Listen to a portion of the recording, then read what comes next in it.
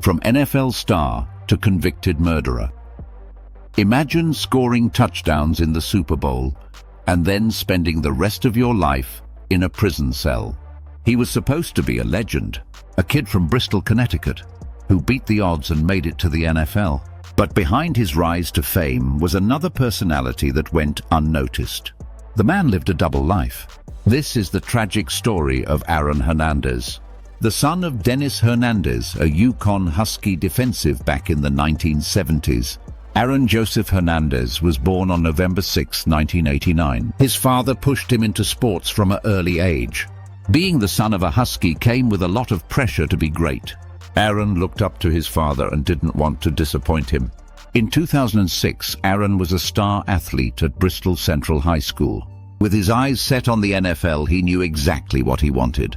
But sometimes things happen in this world that are out of our control. Everything was going good in Aaron's life until tragedy struck. On January 6, 2006, at the age of 49, Dennis Hernandez died due to a routine hernia surgery gone bad. This unfortunate news would alter Aaron's personality for years to come. Aaron, now a young man with natural athleticism, still had his eyes set on the NFL. But without his father, he had no role model to look up to and began going down a dark path. He started smoking, drinking, and doing things his father wouldn't be proud of. Although he was doing things he shouldn't have, he was still a gifted athlete. He was unstoppable on the field. But off it, he was unpredictable. He was a troubled kid that still wanted to make his father proud. So he kept catching touchdowns. Aaron Hernandez initially committed to Yukon with plans to play alongside his brother DJ. But months after his father's death, he decided he would choose his own path. During his junior year in high school, he decided he would make a commitment to the University of Florida under coach Urban Meyer. That commitment allowed him to graduate high school a semester early and join the Gators in January 2007. At just 17 years old, he was playing in the Southeastern Conference, SEC, one of the most competitive conferences. In 3 years of college ball, he played in 40 games and racked up over 100 catches, 1,382 yards, 12.5 average yards per catch, and 12 touchdowns. Despite questions about his off-the-field behavior, NFL scouts couldn't ignore his talent. In 2010, he declared for the NFL draft. Hernandez was selected by the New England Patriots in the 4th round of the 2010 NFL draft, pick number 113 overall. Many teams had passed on him due to character concerns, but the Patriots saw his upside. Those character concerns weren't baseless. During his time at Florida, Hernandez had been involved in multiple off-the-field incidents that raised red flags for NFL scouts. His bar fight. Hernandez was served 2 alcoholic drinks, which he drank but then refused to pay for when the bill arrived.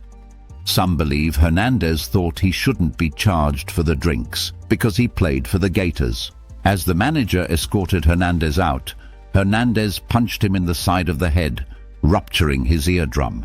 When Hernandez punched him, Tim Tebow reportedly attempted to stop the altercation but was unsuccessful. Gainesville PD recommended felony battery charges, but no criminal charges were ultimately filed. At the time, this incident was largely overshadowed by Hernandez's football potential. It only surfaced years later in 2013 as new criminal allegations were brought against him. September 30th, 2007, a drive-by shooting occurred near the Venue nightclub in Gainesville. 2 men, Justin Glass and Corey Smith, got hit. Smith shot in the head, Glass in the arm. A third man, Randall Kaysen, wasn't injured. Randall Kaysen described the shooter as a Hawaiian or Hispanic male and selected Hernandez's photo from a lineup. No charges were filed in 2007. Authorities concluded Hernandez was never formally a suspect. Odin Lloyd. Odin Lloyd was a 27-year-old semi-pro football player. He dated the sister of Hernandez's fiancée, Cheyenne Jenkins. Lloyd and Hernandez were considered friends and often partied together. June 17, 2013. Lloyd was found dead by a jogger going for a run, shot multiple times in the chest and back. Surveillance footage caught Hernandez with Lloyd hours before the murder. Lloyd sent a series of chilling texts. Lloyd texted his sister just before his death. "Did you see who I'm with? NFL. Just so you know." 10 days after the murder, on June the 26th, 2013, Aaron Hernandez was arrested at his home. Wearing red shorts and a plain white t-shirt, he was led away in handcuffs in front of news cameras. The world watched in shock as an NFL star was charged with first-degree murder. Hours later, the New England Patriots released him from the team. The trial began in early 2015, nearly 2 years after Hernandez's arrest. The defense tried to plant doubt. They never denied he was there. They only claimed he didn't pull the trigger. The murder weapon never recovered. Aaron seemed to believe he was coming home. He even told his fiancée he'd be home soon. But on April 15, 2015, the jury didn't buy it. Guilty. First-degree murder. The sentence, life in prison without parole. Just 25 years old. Why would a man who just played in Super Bowl 46 at 22 years old do such a thing? The answer may have been inside his brain.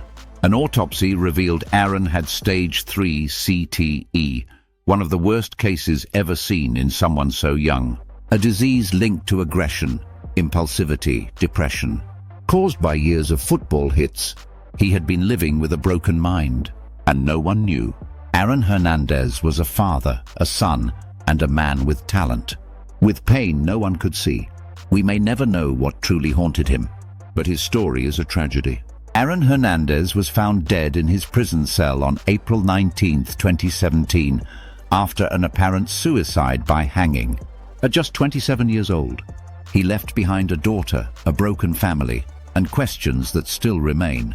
Some blamed football, others blamed fame, poor choices, or the people he surrounded himself with. In the end, Aaron Hernandez was a man of contradictions, gifted and violent, celebrated and condemned.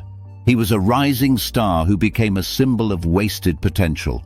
People saw the touchdowns, but few saw the pain behind the helmet. He chased greatness, but couldn't outrun the darkness inside him. In the end, it was never just about what he did on the field, it was about what he was fighting off of it.